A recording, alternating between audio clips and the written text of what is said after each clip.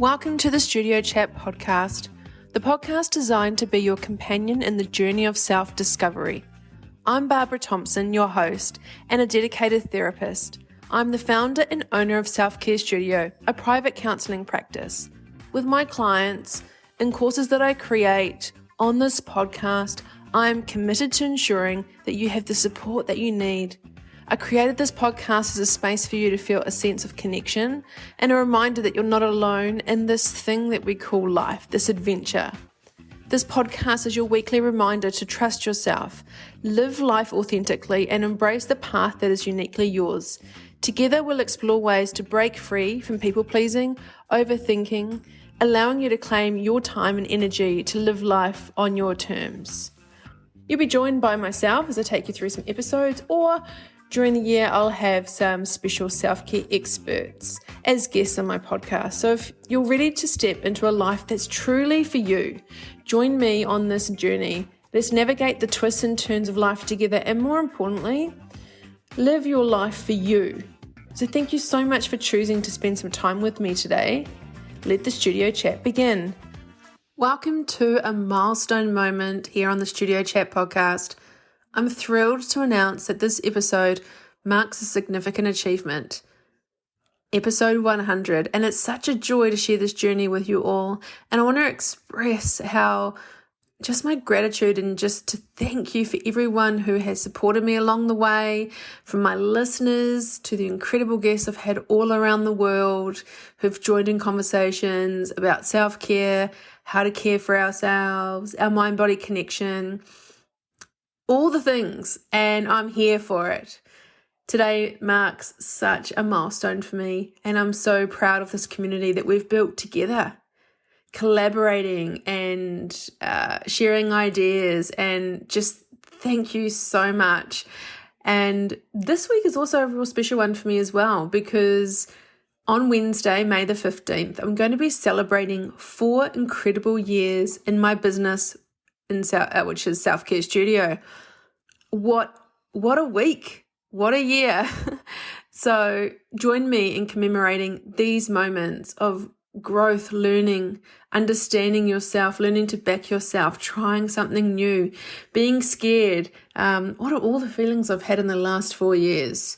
Self-doubt, imposter syndrome, sleepless nights. It's just, thank you so much for listening to my podcast, downloading the episodes. Review the podcast on Spotify if you haven't already. That'd be so fantastic, because every time you review that helps me. I see the downloads coming in every week, and I'm just in awe of how many people like you download and you listen to the podcast, and it just blows my mind. And the thing is with my podcast is I'm self-taught. If you know the story, if you've listened to my podcast from day one, I couldn't sleep one night. I Googled how to start a podcast, and before the sun came up, I had my first episode recorded, had the branding done, the name done, and I've just kind of gone with it, and it's just evolved, and keeps on evolving through the years, couple of years that I've had this podcast. I don't edit my episodes. I like to keep this a conversation. I like to keep it real. And I think that's why you guys keep coming back for more. And it's just something that I just get so much, I feel it's a guilty pleasure for me. I actually feel I get so much fun out of it. I get so much fun learning people's stories and all the lessons that we've learned, so we can help other people along the way. So thank you so much. Now we're going to head into episode 100.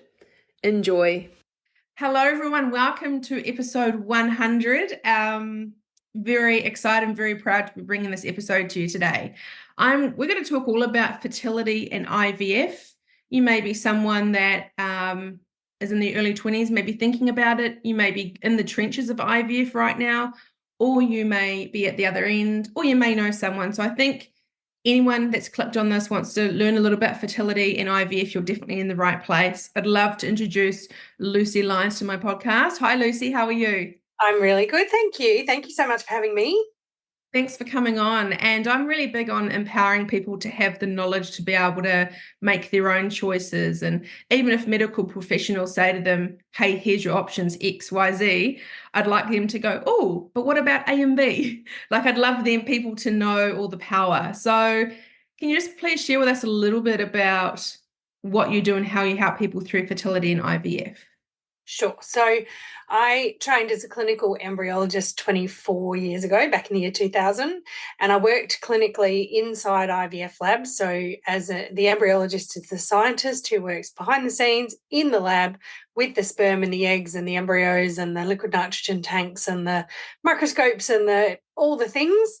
And I worked clinically in Australia, Sweden, UK, Ireland, Australia again. Then I moved and worked still within the fertility industry, but for a company that manufacture and market products to IVF clinics. So visited lots and lots of IVF clinics, mostly throughout Europe and Scandinavia and the UK, but then also Australia as well. And then took another step sideways and got a position as a medical liaison officer with an IVF clinic. So I was out visiting GPs and obstetricians and gynecologists, talking to them about their fertility patients and helping them find solutions. So in the process of doing that sort of career pathway, I learned three really important things. One is that there are lots and lots and lots of ways to do IVF. So whilst you know your body very well, the process of IVF is very nuanced and very convoluted. And so doing research online is not necessarily that beneficial. Whilst you know your body, you don't know all the different options. So you do have to rely on your doctor. Which makes it really important to choose the right doctor. So that was the first thing I learned. The second thing I learned is that in general, GPs don't know much about fertility. They do a very short rotation in obstetrics and gynecology for about 6 weeks in their training. And then unless they've chosen to specifically subspecialise in women's health, they're really not across it. And even the ones who have chosen to specifically subspecialise in women's health, they're looking at breast health and urogenital issues and general whole body hormonal stuff, not necessarily fertility. So whilst a women's health GP is a great first port of call, most likely what they're going to do within the first couple of consultations with you is send you off to see a fertility doctor. And then we come back to point one. But we also come to point three, the third very important thing I learned, which is that IVF is really, really big business. And so if you do go to see your women's health GP and they refer you to a fertility doctor and you go, referral in hand to your fertility doctor, there are corporates involved in IVF. A lot of IVF in Australia is corporate owned, and that makes it business. And then, so unfortunately, the gap then has been filled by a whole lot of people who really do actually probably genuinely want to help you, but most of them only have their own lived experience of their own experience of IVF, which is where I come in. So I stepped into that space 7 years ago now as a fully trained and qualified embryologist with lots and lots of industry experience, plus my own experience of infertility and recurrent miscarriage through my own life, and trying to just fill that spot in the middle there where I can support people to understand their own bodies, because we're not taught enough about how our bodies work, understand their own bodies, and then understand what their options really are. Help them to choose the right specialist to guide them and support them through this bit of their journey, and to understand what's going on. And you know, is their specialist really offering them all the different options, or is there a different specialist who might be better for them or their particular situation, or you know, is there something that maybe they haven't looked at or thought about, or you know, because they can't think of everything because there's so many different ways to do it.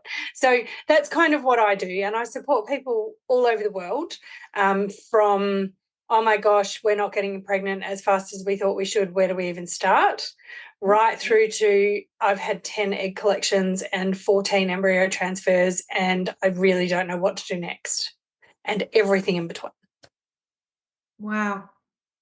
I'm so glad I found you, and I know that you'd really change people's lives, because I think for something as women that we believe that it's so interesting that's drummed into us as soon as we get our period, oh, don't have sex because you've had sex, you can just get pregnant just like As that. soon as you look at a penis, you're going to get pregnant. Yes. Forbid you should touch one. So, you know, and then we're put on the pill at 14 because we might want to have sex with our first boyfriend, or 15 or 17 or 19 or however old you happen to be, or you get put on the pill when you're 14 because you've got acne or painful periods, rather than actually saying, why do you have acne? Is that just a normal part of the hormonal fluctuations of teenagehood? And what can we do to make that okay? Or why do you have painful periods? Is that possibly associated with the very highly processed foods that you're eating and the endocrine disrupting chemicals that you're exposing yourself to through all the multitude of billions of products that you're told you need to put on your skin and your body? And maybe if we pull back some of those things, we'll solve some of those problems rather than putting you on the pill. But so many young girls get put on the pill for those reasons because their mums don't know any different, because that's what happened to us when we were that age. And we didn't learn any of this stuff, so it all feels a bit hippie and woo and lula.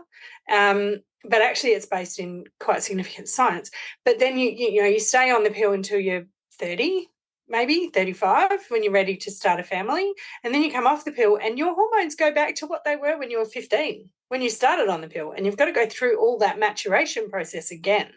And so and then you've got painful periods again, and then it takes 9 years to be diagnosed with endometriosis, and then all of these other things cascade. And if you can look at it from a lens pulled back space and have a much more holistic view on what's going on, there might be opportunities to tweak things that might actually make the whole experience a whole lot better.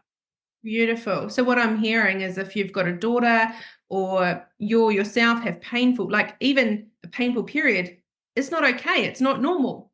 It's really common. It's very, very common. But I was told when I was a child that had painful periods, exercise is good for that. And I could barely walk. I had so much pain down my legs. But you exercise, go walk, go for a walk, get out of bed, stop being so lazy.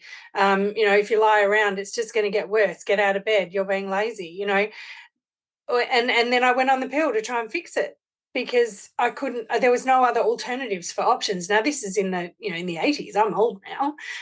But there are much more options available to you now. And I have a teenage daughter myself, and we're really careful about the amount of highly processed foods that she eats. It doesn't mean she can't ever have McDonald's or KFC or anything like that, but she chooses not to because she knows the impact that it has on her cycle and on how her body works. And she sees it because I highlight it. Yeah. And even simple things we talk about later on when people are in the IVF, like in the trenches of it, and you can't even wear perfume to the IVF clinic, and having all the things, the toxins that we put on our body, everyone going to Mecca and having all the creams and the lotions and something like the average woman uses 9 different products in every morning before she even leaves the house. So we're talking shampoo, body wash, conditioner, moisturizer, concealer, blah, blah, blah. I use about 2, but also I'm old. But the average woman uses about 9 before she even leaves the bathroom in the morning. And each of those 9 products will contain, and I cannot remember the number, I should be able to roll it off the top of my head, but by the time you get through 9, that is literally hundreds of different chemicals that you've exposed yourself to. And not all of them are going to be bad. Some of them are fine. But there are a class of chemicals called endocrine disrupting chemicals. So endocrine is your hormone system, disrupting, messing around with chemicals. There are chemicals that have been identified to interrupt how your hormones work.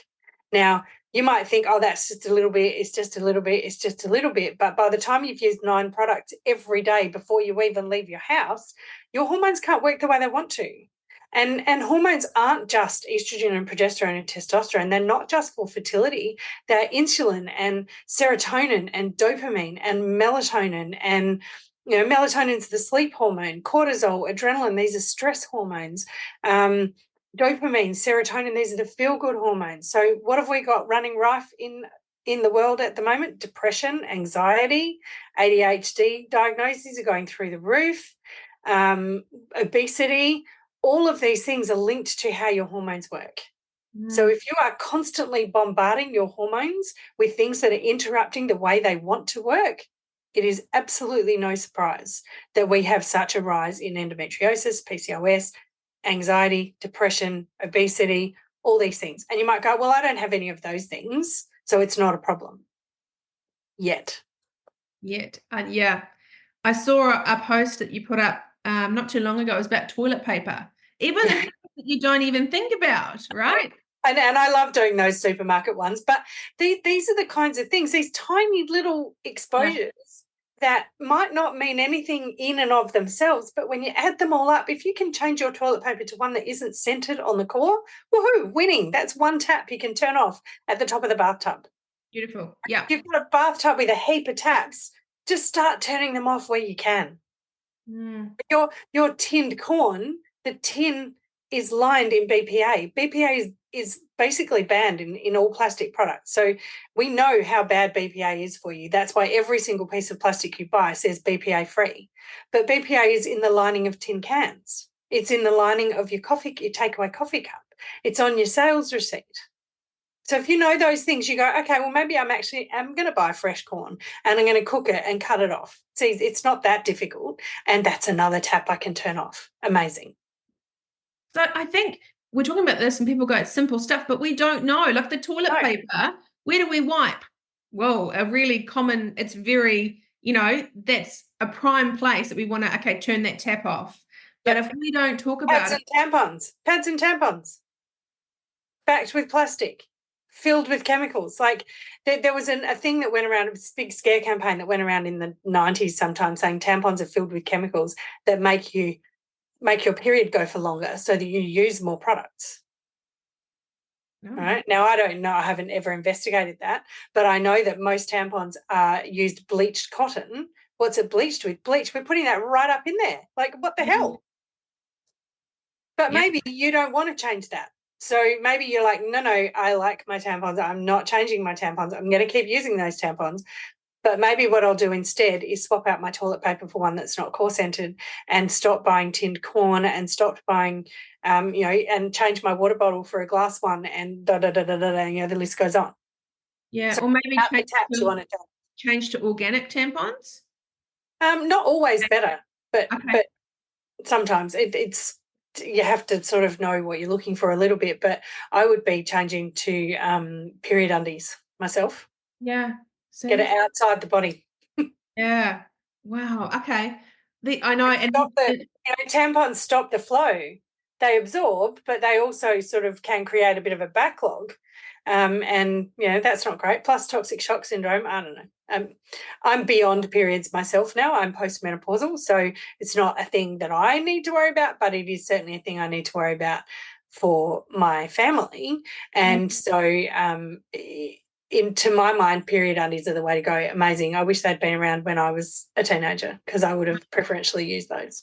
They're amazing. They're so amazing. And it's interesting that a lot of clients I see in their early 20s don't have a cycle.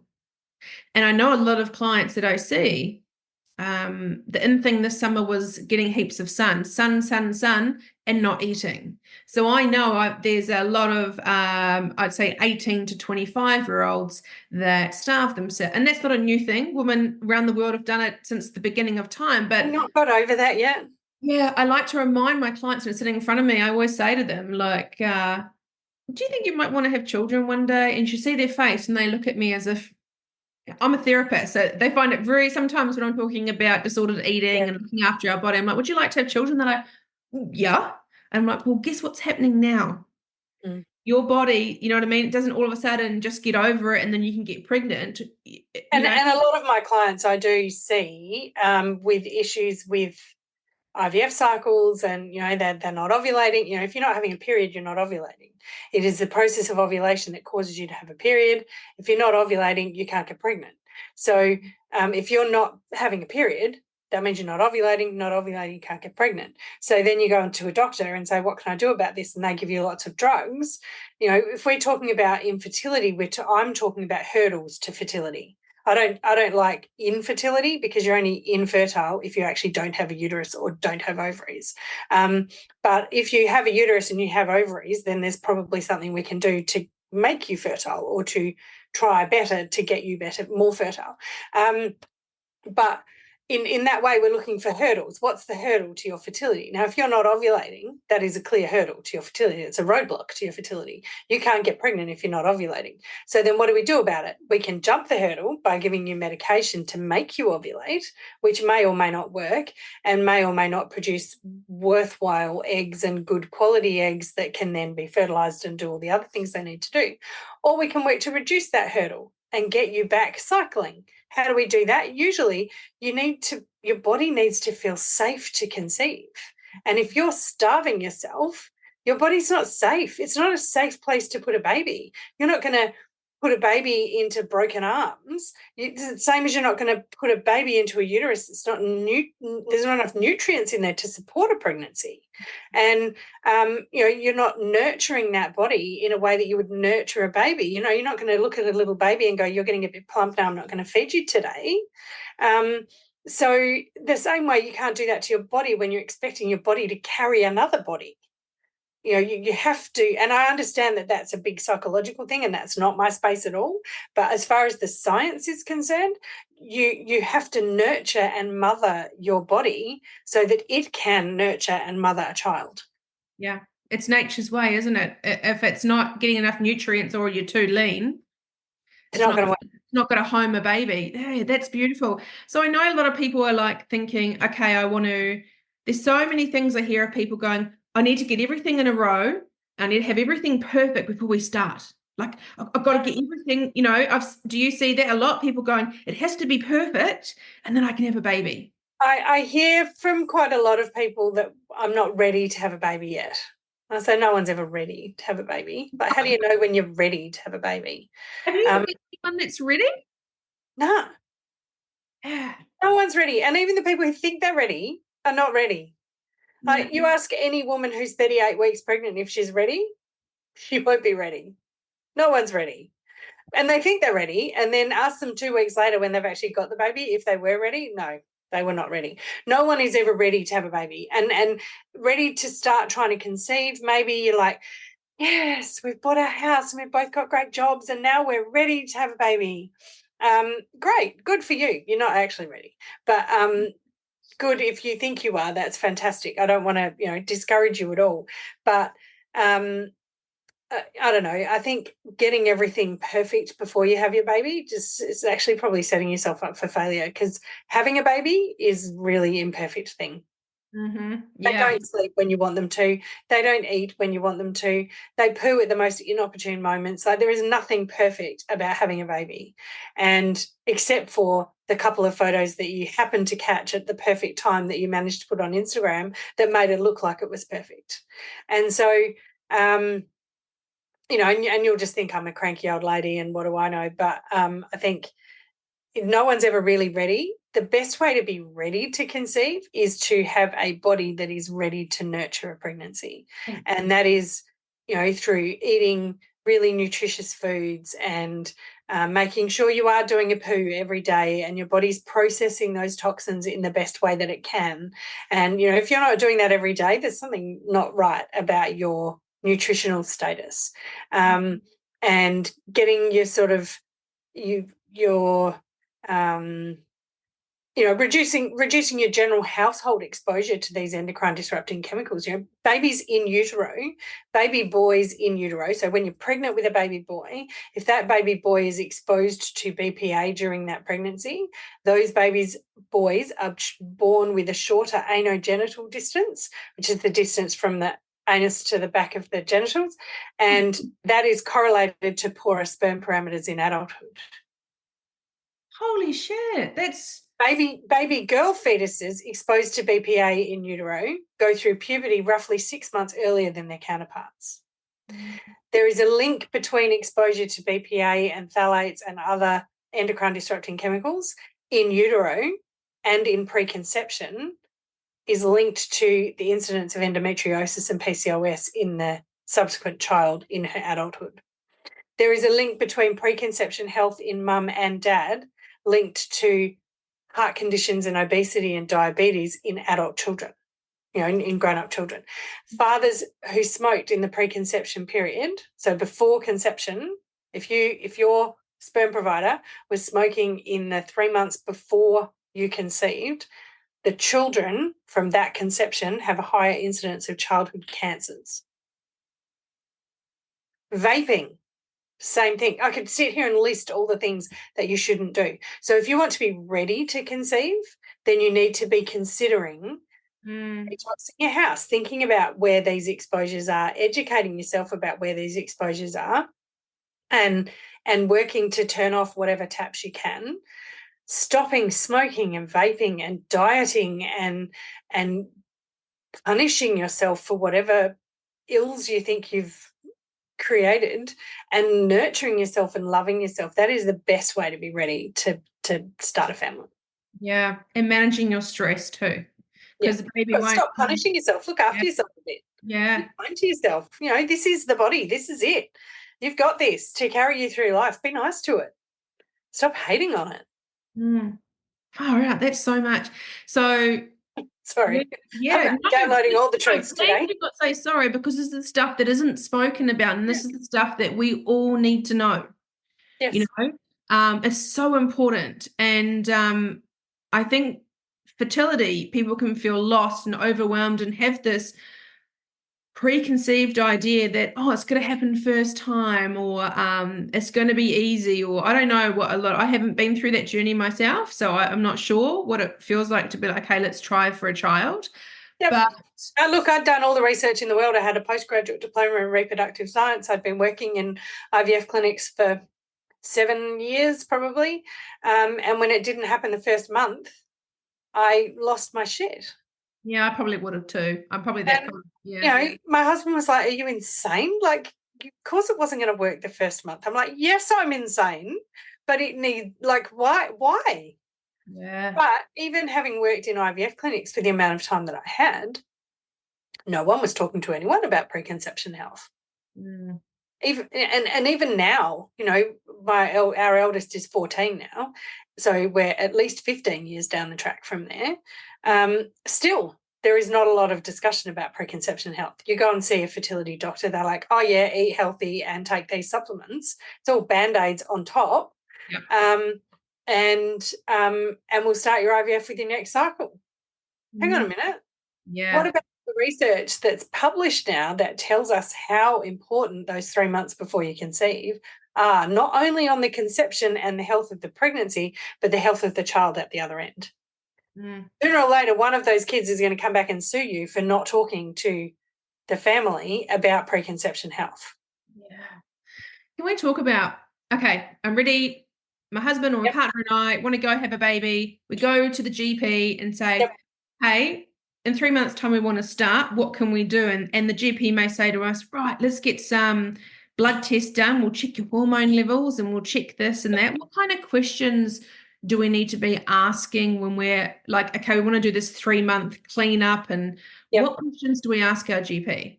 So GPs will likely say, piffle puffle, it's a waste of time, blah, blah, blah, just start trying. Most of them will do a preconception screen. So in the preconception screen, they're not actually looking at your fertility at all. They're looking at whether you have some condition that is better to find out about before you get pregnant. So they're looking at hepatitis B, HIV, Hep A and B, HIV, whether you're currently immune to rubella, chickenpox, measles, all of those. They're looking at all of that stuff because they don't want you to get any of those things while you're pregnant, so they want to make sure you're still immune to them. In all likelihood, it's many years since you had your last immunisation against those things, and sometimes those immunisations can wear off. So they'll do a screen to make sure that you're sort of immune to all that stuff, because we don't want you getting German measles when you're early pregnant, or discovering that you have HIV halfway through your pregnancy, or some kind of latent chlamydia or other kind of condition. The incidence of chlamydia is through the roof in the 18 to 25 population. And so we want to try and make sure that none of those things are an issue before you get pregnant. Can I ask which one I should know as a women's health professional helping women, but which one is it the one that makes you sterile? Which STD? Oh, so that actually affects your fertility. Yeah, definitely can. Doesn't always, but it sits latent and quiet in women, so you wouldn't have any kind of symptoms of it, but it just blocks your tubes up. Wow, okay. And if your tubes are blocked, then the egg can't travel the way it needs to and the sperm can't meet them and you can't conceive. Right, okay, so GPs doing these screenings, and does that involve a blood test as well? Sorry? Does it involve a blood test? Yeah, so usually a blood test to screen for all of those things. Okay. So usually just one single blood test, maybe two, and they're screening for those things. So if you go and see your GP preemptively and say, we're planning to start trying in about 3 months, we're ready to go. Now, not many people do that. More people should. But if you did, depending on the GP you saw, your response will range from, okay, well, why are you seeing me? Just go home and try, through to, okay, we'll do this screening test, preconception screen, which is really important, and I would hope most GPs would offer that at the very least. And if they don't, you need to ask for it. Then the next step after that would be a GP who does the screening test and checks your vitamin D levels and your thyroid hormones and some other hormone profiling, not the fertility testing that we hear all over the place, but just the next sort of level. Then the next one after that is a GP who's recently been visited by an IVF clinic who goes, oh, yes, we need to do an AMH. I don't even know what it is, but I know that the fertility clinic have told me we need to do it. All right, AMH is anti-Mullerian hormone. It is the hormone that is produced by the very teeny tiny growing follicles in your ovaries that are not yet receptive to FSH, which is it's a very long story, but very teeny tiny follicles in your ovaries before they've started growing up towards an ovulation. So we're born with all the eggs we'll ever have, and AMH is the hormone that's released by the little tiny ones that haven't started growing yet. And so testing your AMH can give us an indication of how many eggs you might have left that might give us an indication of your ovarian reserve. So notice all the qualifying words in that. Yeah, may and might. Really not that useful. Yeah. Very, very useful if you are an IVF doctor and you are trying to work out what dose of drugs to give a patient so that you can get lots of eggs from an egg collection, but not too many so that she becomes sick. So if you are lining up for an IVF egg collection, AMH is a very important blood test to have done so that we can start you on the correct dose rather than starting you on a dose and seeing what happens and then having to correct that. If we do an AMH blood test, we've got a much better idea of what our range of starting doses should be for the medication that stimulates the ovaries to grow the eggs ready for an egg collection. So in that context, very useful. In the GP context, really not that useful at all. All doing AMH will do is give you false hope or scare the shit out of you. Mm-hmm. That's why I've never done one. So it's interesting when you get to a certain age.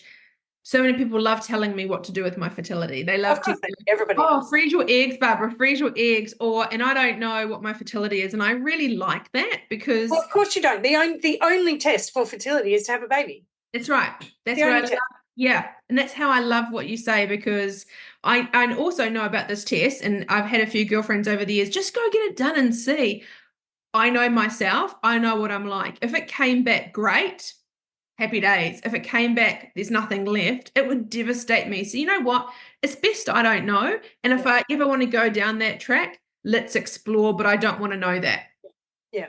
And I think it is being presented as fertility testing, and the combination of an AMH test and a natural follicle count, which is an ultrasound, we can tell you how much time you've got left. No, we can't. We can tell you what your likelihood of pregnancy is. No, we can't. It's not correlated to chances of success at all.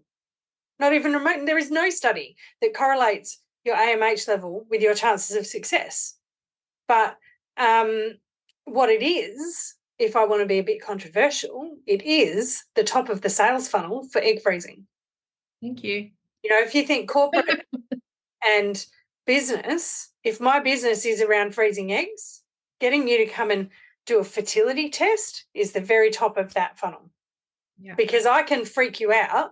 As soon as I've got you sitting in front of me, I can say, it is high, but what might be happening here is you could have blocked tubes, or you might have, you know, some other we should definitely freeze your eggs while there are so many, right? Or if it's really low, I can go, that's getting low, you know, unless you really plan to conceive in the next sort of 12 months, we really should freeze your eggs. Either way, you're going to get talked into freezing your eggs. So having fertility testing done is an opportunity for someone to talk to you about your fertility. Now, what they should be talking to you about is the stuff we talked about already. Should be talking to you about getting on top of your endocrine disrupting chemical exposure, getting on top of your work-life balance and getting a bit of happiness and excitement in your life, getting on top of your sleep deprivation that we all have, getting on top of your nutritional aspects. All of these things are going to have a much bigger impact on A, whether you're going to find a partner, B, whether you're ever going to conceive, and C, what your long-term fertility is like, even if you do end up having IVF. Yeah. And also just the, I know it's from my eyes, when I talk to women every day, I know it's gotten better. Just looking at your cycle and looking at the blood and looking at and tracking it and understanding, oh, I'm ovulating, looking at the toilet paper and I can clearly see when that is, and always looking and understanding that. And most women, I know it's gotten better, but they're like, oh, I don't know how long my cycle is. I don't track it. Oh, my app. I'll look in my app. My app will tell me. 96% of the apps give you false information. Yeah. 96% of them. If you put fertility into the App Store, I don't know how many there are now, but when I did this 6 years ago, there were 17,000, I think, apps that came up if I did fertility. And a study was published a while ago now. It's 2012 maybe, so that's quite a long while ago now. Said that 96% of them give you false information. Jenna from the Fertility Suite in Sydney will have a more up-to-date thing on that, because she just did a big thing on those. But most of the apps give you wrong information, especially when it's about your fertility. They might give you sort of average information about when to expect your next period, provided your cycle is 28 days, then they'll give you relatively good information. But unless they're gathering data from you, they're not giving you anything. You're putting in what you saw on the toilet paper and what your breast tenderness was like and what your moods were like and all that kind of stuff. Unless you're putting that information into that app, it's not going to spit out anything that's useful for you. So at your end, when people come and see you, what menstrual cycle information do you need that you find helpful? So a lot of the people that I find that come to me either don't understand their cycle, so I don't necessarily need information from them. I need to help them, educate them so that they can go away and start to notice those things, because no one's ever taught them that stuff. So I pull this out, which is sitting right next to me all the time. You're listening, not watching, but what I'm holding up is a cycle and all the things that happen, and it sits on the top of my pile to the right of me, to the left of me here, and I would use that in 90% of my consults, because people don't know that stuff. And as soon as I pull it up, they go, oh, that looks scary. And I'm like, it's not scary at all once you break it down. And their husbands or their male partners go, oh my God, this is so cool. I'm like, I know, it's our superpower, right? Yeah. And I send these girls away and say, right, if you've got a big assignment at work or you need to do a presentation or something, book it in this week. Yeah. Or do all your prep this week and then be ready to present it at the end of that week. Don't try and prepare it in this week, because it's going to be shit.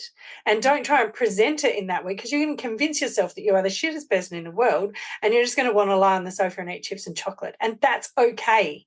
That doesn't mean that you're depressed and you need to go on antidepressants. It just means you're about to have a period, and that's okay. Your lining is just about to shed. And I read somewhere, I do a lot about, I've educated myself a lot about the cycle, because when I've got someone sitting in front of me, I need to know where they are in their cycle, because it determines how I help them through this whatever's going on. And if I see them weekly, I see okay, today I'm going to give them more information for the first 15 days. I'm going to give them more information. If they're just before their period, we're just going to have a light conversation today because nothing's going to land. And I read somewhere that just before your period, the reason why you can't concentrate, you can't learn new things, you don't feel like training, you just feel like sitting on the couch and eating chocolate, whatever it is, that is nature's way telling us to rest, because we need to rest and relax so we can have our period. Like, it's the drop in the hormones that it's autumn. It's the autumn of the cycle.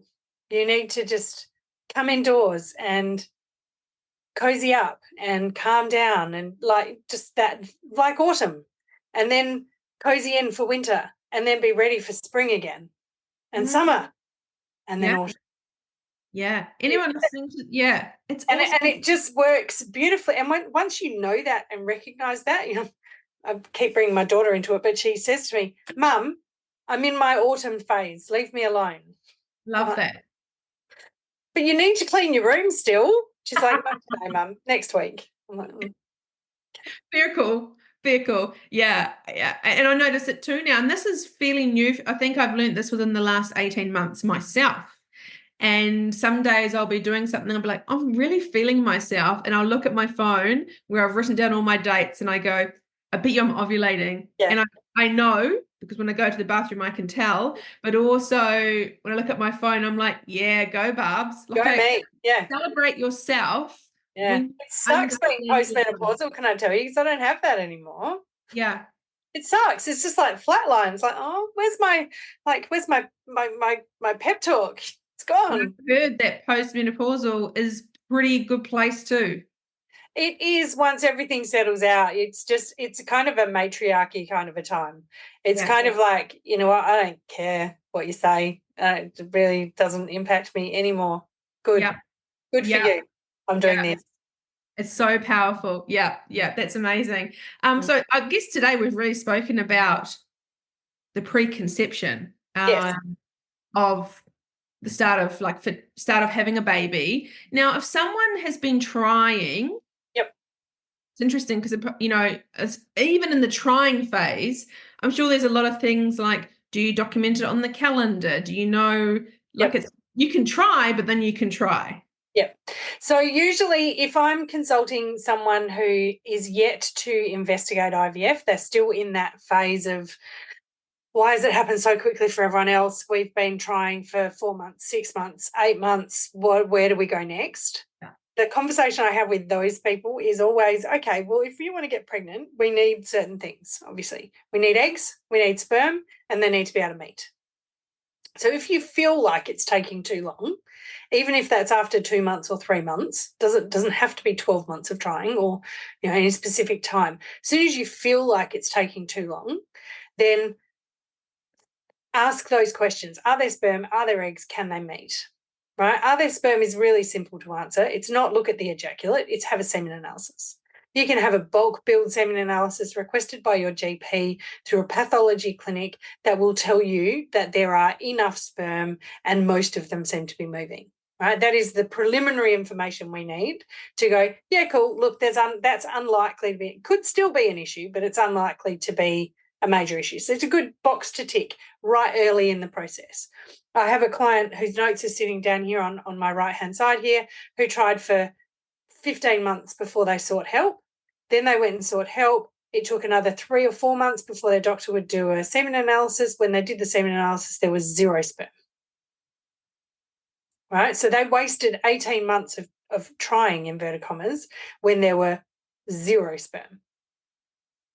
So they're now on a whole different journey. But if they'd had a semen analysis done early in the piece, they would have discovered that.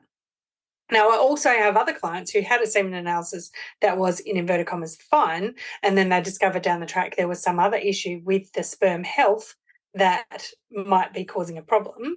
Now, that's all, the treatment for that stuff is all in preconception health. So we at this early stage, we want to do a semen analysis and make sure there appear to be enough sperm and enough of them seem to be moving. are there eggs? If you are having a semi-regular period, so if your period is anywhere between 26 and 33 days, then I can pretty much guarantee you're ovulating. If you are having that every month, then it is the process of ovulation that causes you to have a period. So you technically can't really have a period without ovulating. There are a few instances where you can, but not on a semi-regular basis, month after month after month. So if you are having a regular monthly cycle, 26 to 33 days, there's eggs. All right, so we can tick that box. Can they meet? Well, the pathways need to be clear, and we need to make sure we've got the timing right. For the pathways to be clear, there might be a chlamydia infection, there might be fibroids, there might be some weird anatomical thing that you've never even considered that's really rare, but it could be there. So go and have a tubal flush or an ultrasound of your uterus and let them flush some saline up through your fallopian tubes. They flush it up through the cervix and it comes out the fallopian tubes. And then they can actually visualize what's going on inside your uterus and inside your tubes. So they can identify if there's blocked tubes or fibroids or septae or weird shit going on. And once we've established those things, then it's timing. And it's not about pinpointing ovulation. It's about making sure that the sperm are sitting waiting when the egg is released. So we want to make sure that there are sperm survive for 3 to 5 days in the female reproductive tract. So we want to make sure you're having regular unprotected sex from the end of your period until just after ovulation, at least. And every 2 to 3 days in that window, there's going to be sperm sitting there waiting when the egg's released. Even if that particular month the egg's released a little bit earlier, a little bit later, or, whatever, that egg only survives for 12 to 24 hours. So sperm have to be sitting there waiting. 3 to 5 days. I forgot all about that. That's pretty incredible, the stuff that you do, isn't it? It's so cool. Yeah, it's so cool. Wow. When I was working in an IVF lab, we used to if we did a particular type of insemination called ICSI, then we would, or even when we did standard IVF actually, we would keep the sperm sample in the cupboard until the next day. So if there was a problem with the fertilization, we could go back and look at the sperm the next day and see what they looked like 24 hours later. And pick up any problems. But very rarely did we have problems with the fertilization. It happened sometimes, but we kept all the sperm. So what happened, as you can imagine, in a busy IVF lab is once every 2 weeks we had to empty that cupboard because we'd just put it all up in the cupboard. And if we didn't need to access it, you kind of forget it was there. And then every couple of weeks you go, oh, my God, we need to clean this cupboard out. And we would look at the sperm after 2 weeks, and sometimes they're still swimming after 2 weeks in a jar in a cupboard. Holy shit. Gross. Monsters. Anyway, just an interesting aside, but so the thing we need to be really concerned about here is actually the egg window, not the sperm. And if the egg is released and there are no sperm waiting for her, then much like Taylor Swift stepping out onto the Eras stage, if there's no one waiting, she's going to turn around and walk out again. She's not going to, you need to be there if the concert starts at 8, you don't want to be there at 5 to 8. You want to get there at 5 p.m. So you've got plenty of time to be ready and waiting. And if she's going to be on the high street in your town on Friday, at some point on Friday, you're not going to wait until you get a phone call from the doorman at her hotel that he's just let her out. You want to actually just go and be on the street from Tuesday. Wow. So the sperm needs to be hanging out. Oh, hell yes. Have VIP tickets early on. Adrian Bliss did a fantastic reel on this, which I've shared a few times, but I can't pull it up. But Adrian Bliss did a really good, he's a hilarious comedian, and he dressed up as sperm all sitting in the waiting room. We were waiting to see the egg. Or no, the egg comes down there, hello. She gets a bit further down and they're like, and she's like, where am I supposed to be meeting the sperm? And the guy's standing there with a clipboard going, oh, I'm sorry. So were there none back there? Oh, sorry, missed out. She's like, I can go back. He's like, no, you just have, it's a one-way system. You can only go that way. It's hilarious. It's fantastic. I love it. It's exactly what it is. Yeah. And it's and obviously I'd love to have you back for us to talk about as we go through the stages. But I think today was very, the most one of the most important things to talk about because it's not spoken about. Nope. It's quickly, let's do the IVF and people know, okay, kind of injections and whatever, but it's not about, let's talk about the very beginning. Yep. Yeah. Yep. There's lots there. There's lots. And I spend my days having these conversations over and over again. And every single client I see is like, why didn't I reach out to you earlier? Or why didn't anyone tell me about this before? Wow. I'm sorry, I don't know why. I do know why. It's because IVF is mostly corporate. So yeah, money, yeah. Yep. Okay, so if anyone's listening to this now and they need your help, where can they find you? How can they get hold of you? So I hang out most on Instagram. You will find me at 2 Lines Fertility, TWOLINES Fertility.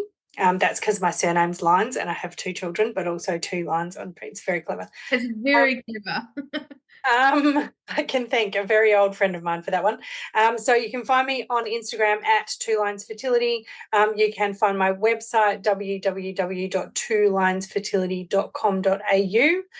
You'll find me on LinkedIn. You'll find me on Facebook, and loads and loads and loads of podcasts. So there's lots of places you can get loads of free information from me. If you want to book a time with me, certainly hit me up in the DMs on Instagram, and I would be honoured to support you individually through wherever you're at in your fertility journey. Yeah, cut the bullshit and see Lucy, because I think it saves a lot of people time, a lot of people stress, a lot of people money. Yep. And the best thing is getting to know yourself, equipping yourself with information, changing your toilet paper, looking at everything you put on your skin. And that's a good starting point. And I love how you explain things. Like, I love to try and make it understandable. And a lot of my much more higher science friends are like, gee, you hypersimplified that. I'm like, yeah, I know, but it's a stepping stone.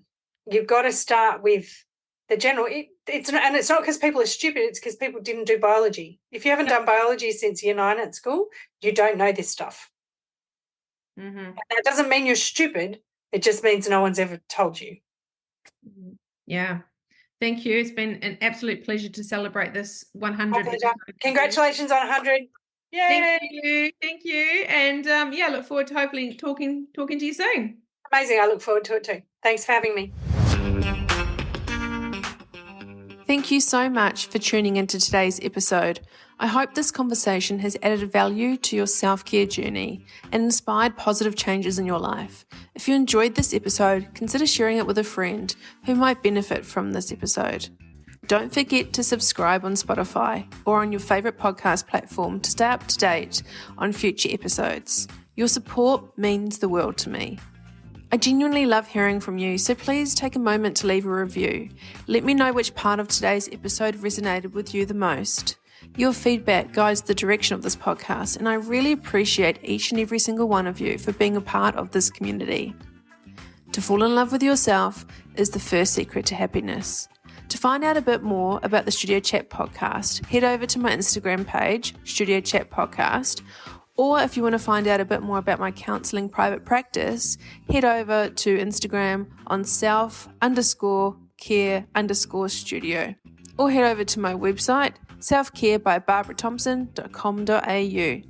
I'm really looking forward to seeing you on the next episode. Until next time, take care of yourselves and keep embracing the journey of self-discovery.